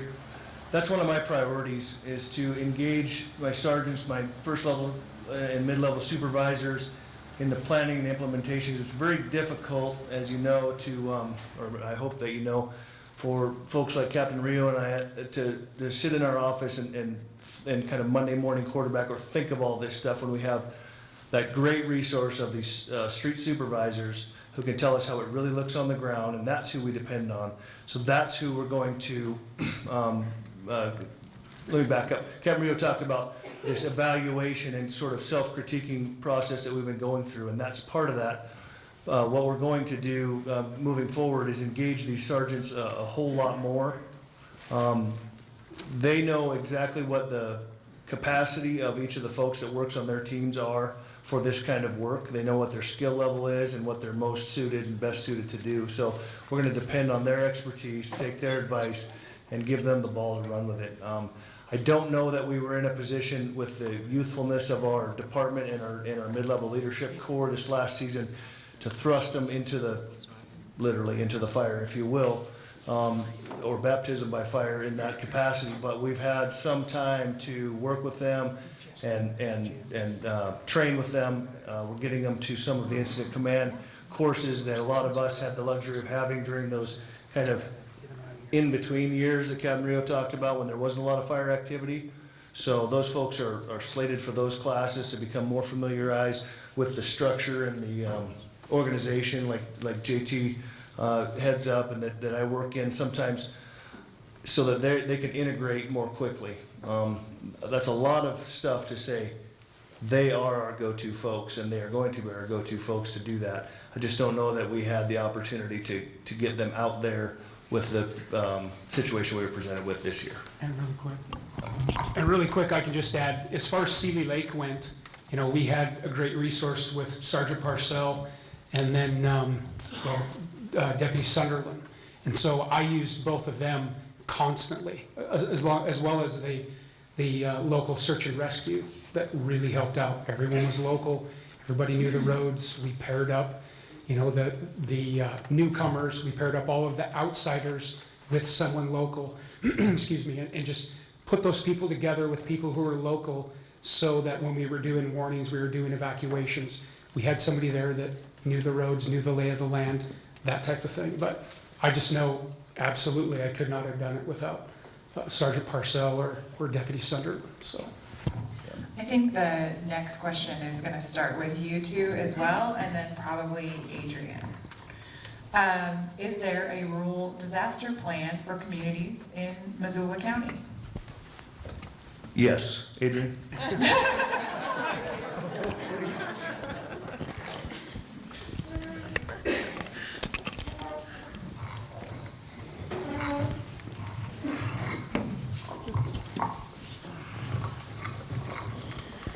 So in Missoula County, we don't necessarily parse out individual communities based on their ruralness, which I think was part of the question there. But our office houses what is commonly referred to as the Emergency Operations Plan for the entire jurisdiction. What the Emergency Operations Plan does is it aggregates kind of what we know we have risks from and what we think we could have risks from, and tries to then, well, not tries to, but then does assign the appropriate agencies that would be the lead agencies in those situations. And so what I often tell people is they say, well, what's the plan for XYZ scenario at this intersection this time of year? And I tell them there isn't one. Sorry, Rob. But moreover, we aim to have a plan that is flexible and scalable depending on what's going on. Primarily that we have the right players assigned to be in charge based on their statutory authority and or the resources that they can bring to the table. The Emergency Operations Plan enables us to kind of all operate from the same sheet of music and know how we're going to engage in any particular emergency. I'm focused. All right, the next question, you got to pass it all the way down. This is for probably Rachel and Laura, at least we'll start with you two. Was the day the east side of Highway 83 was evacuated due to backburn? Are there restrictions? It's a two-parter. Are there, somebody else wants to take, John thinks he can take it. Are there restrictions for backburning on red flag wind, are there restrictions for backburning on red flag wind warning days?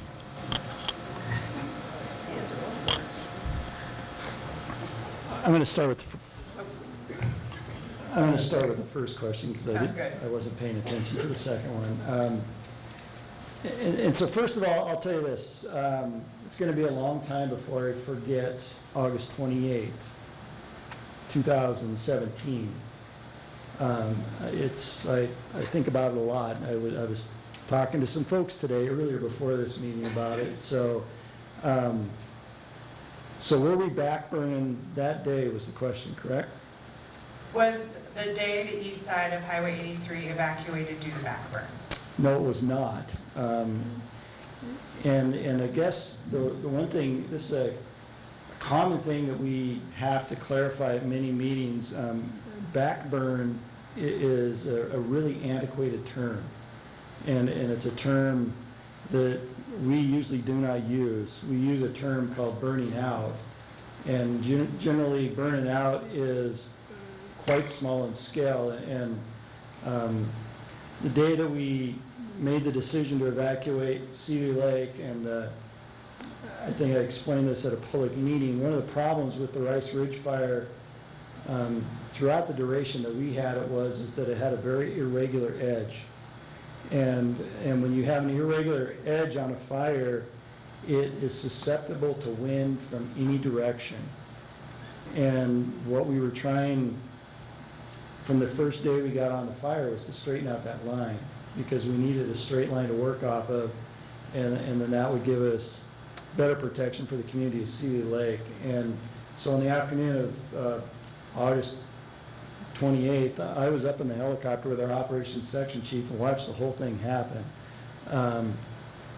There was an irregular edge. I don't even remember which division it was in, but there was a finger of fire that was coming down the hill, and we were trying to keep up with it. And eventually what happened was we lost the race. We couldn't keep up with this finger of fire. The finger of fire gained a bunch of energy, got into a prominent pocket of fuel, torched off a bunch of trees, threw a whole bunch of spots across the fire line that we had already built. And then it was off to the races, and that was when Steve and I made the decision that we needed to contact the sheriff's department, because we weren't sure if we were going to catch it or not. And that's when we made the decision that we needed to evacuate the east side of Highway 83, and that's what went down on that afternoon. And luckily, we were able to get a lot of aircraft that really helped us that afternoon, and I'm still convinced that was the difference of why the fire didn't come into Seeley Lake. So what was the second part of the question? The second part of the question was about back burning. Are there restrictions for back burning on red flag wind warning days? Well, I wouldn't say that in policy there's anywhere where there's a restriction, but there is a common sense element in firefighting that would tell us that we need to evaluate the conditions that are out there and decide whether or not the actions we're going to take that day are appropriate or not, given the weather conditions. And from my experiences, that on a red flag day, we would generally not be throwing a lot of fire on the ground, and that's generally an approach we would take. Great. But I'm not saying that there aren't situations where you would have to do that, because sometimes you do get into a defensive posture where it's your only course of action that you have. While I was managing the Rice Ridge fire, or our team was managing it, we were never confronted with that situation that I'm aware of. Anybody want to add anything? All right. It looks like this is the last question we have, and it may best be, that's not true. It may be best for Tim, we'll start with Tim or Rachel. And this is about post-fire. It's a post-fire question. What soil issues, runoff, surface water, sedimentation will we expect? What will be done to mitigate and minimize this problem?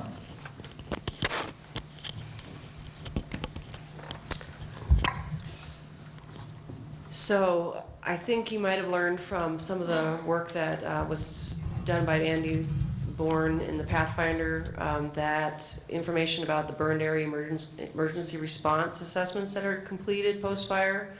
So we did have a team that's made up of a lot of ologists, soil scientists, hydrologists, people who model things like percent risk of failure of slopes, and looking at burn severity, looking at steepness of slopes, looking at proximity of values like adjacent private property, bridges, roads, and whether, with some weather event post-fire, because we don't have vegetation holding that soil in place, at least for a short period of time, what is the risk to some of those things? That assessment was completed. It's actually mandatory for all fires across the nation for that assessment to be completed on any large fire over 100 acres, I think it is. And so we did that for Rice Ridge.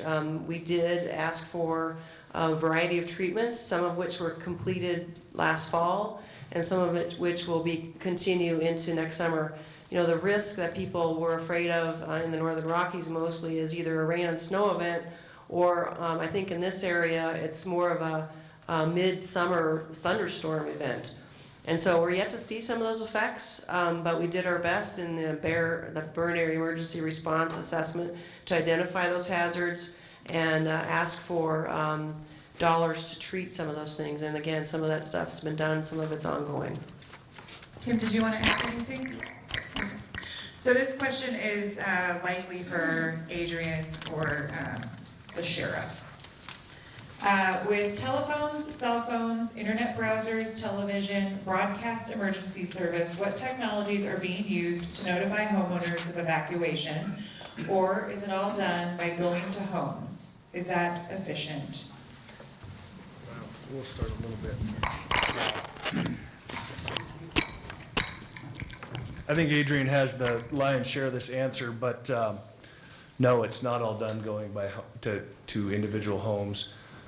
That is something that we feel is important as a last measure to make sure that we can physically put eyes on as many folks as we can and talk to them face to face. That's just the way that we like to do business. We have some great technologies that I'll let Adrian explain that help us to get the message out, so that maybe you're, in that case, already gone before we have the chance to talk to you. But if we can, it's just the way the sheriff's office does business. We want to talk to folks face to face, tell them what we know, what we think we know, and what we'd like them to do. Anything else? Before you pass it down, is there some sort of Amber Alert mechanism that is used or in the talks of being used? I don't want to steal Adrian's thunder. Okay, I'm going to pass it down to Adrian.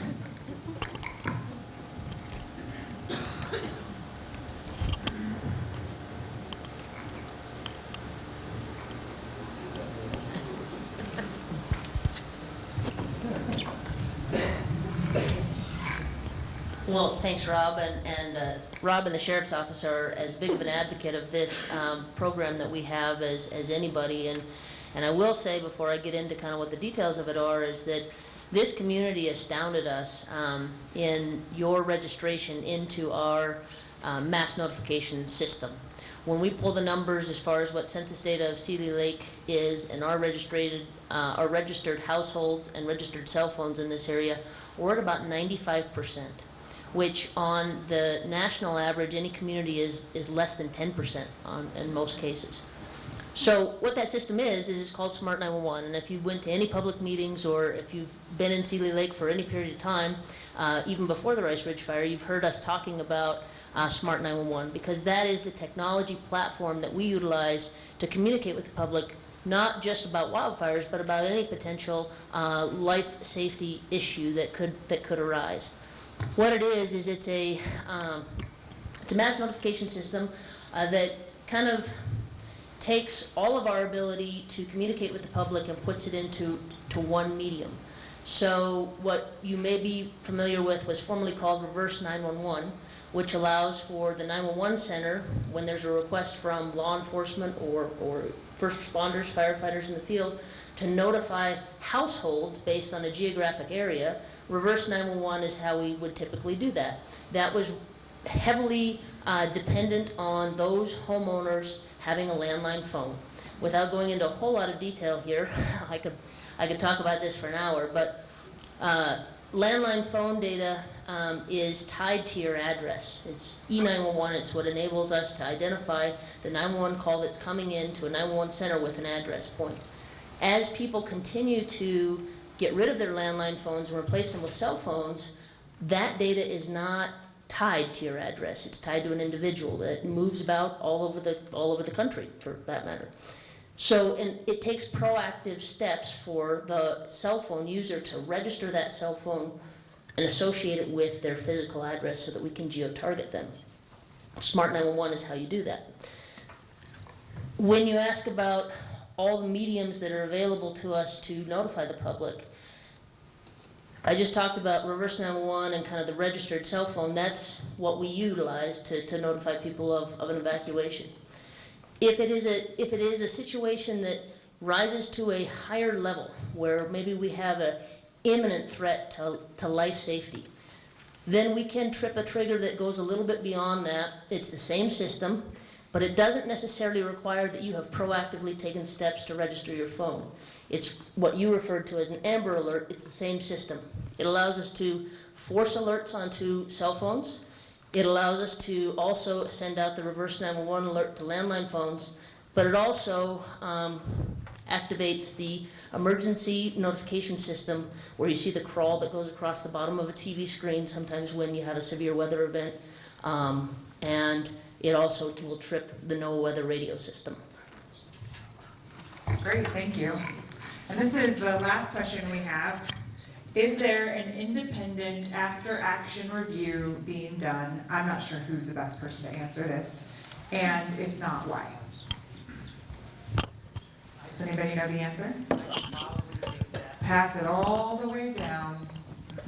I guess before I pass it, Yeah. I will say that I think a lot of agencies conduct their own internal after-action reviews, and as Captain Rio indicated, certainly the Sheriff's Office has done that, our office has done that, but the independent piece I can't speak to. But. Thank you.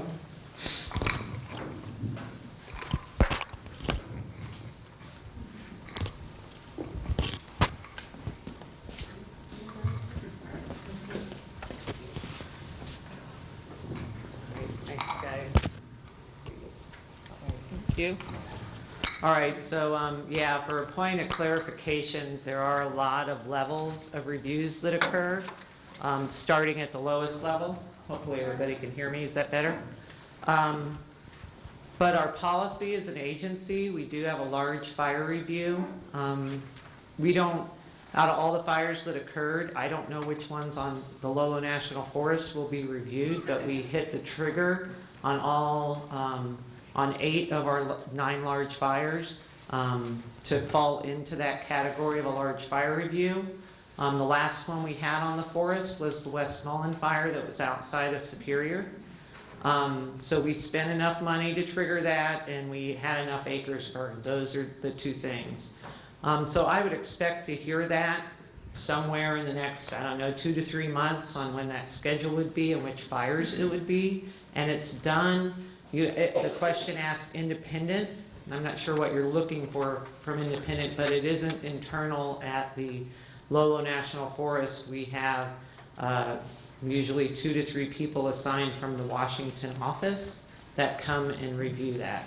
And they're usually reviewing how we spent the money and how we fought the fire. And then we end up with a report out of that. They had one on the Bitterroot the same time we had the Westmoreland. It was on the Gold Pan fire. And it really comes out to us as lessons learned. You know, here are the things we saw that you did, how you spent the money, and here are the things we recommend you do in the future. One of the things that came out of the one for Westmoreland was we had a night shift on that fire where we did a lot of firing operations, bringing fire down to the road. And it was a small fire with a really big price tag because we were running 2 full operational shifts on that fire. With a full complement of resources, we did not have resource shortages on that fire, so it really drove the cost up. So if I remember right, we hit like a $42 million threshold, something like that on that fire, and it was only 30-some-odd thousand acres. But it was because we were so aggressive with the perimeter control on that and running the 2 shifts. Numbers might not be exact, but that's what triggered the review. So I would expect we'll see that.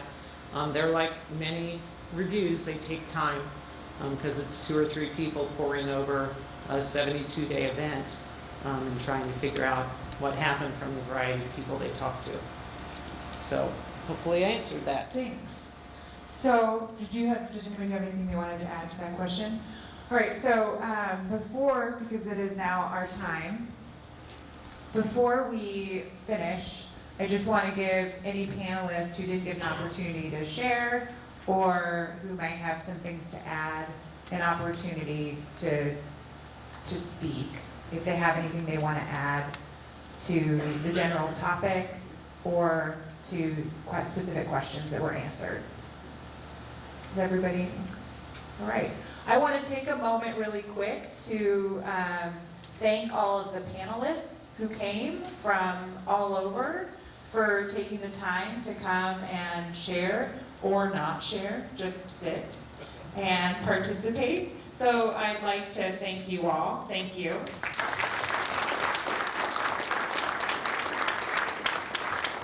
And then again, the sponsors for the evening, the Seeley Lake Ranger District, Clearwater Resource Council, Swan Valley Connections, and the Seeley Lake Community Foundation. Thank you so much for putting this together and inviting Jen and I to come to Seeley Lake today and tomorrow.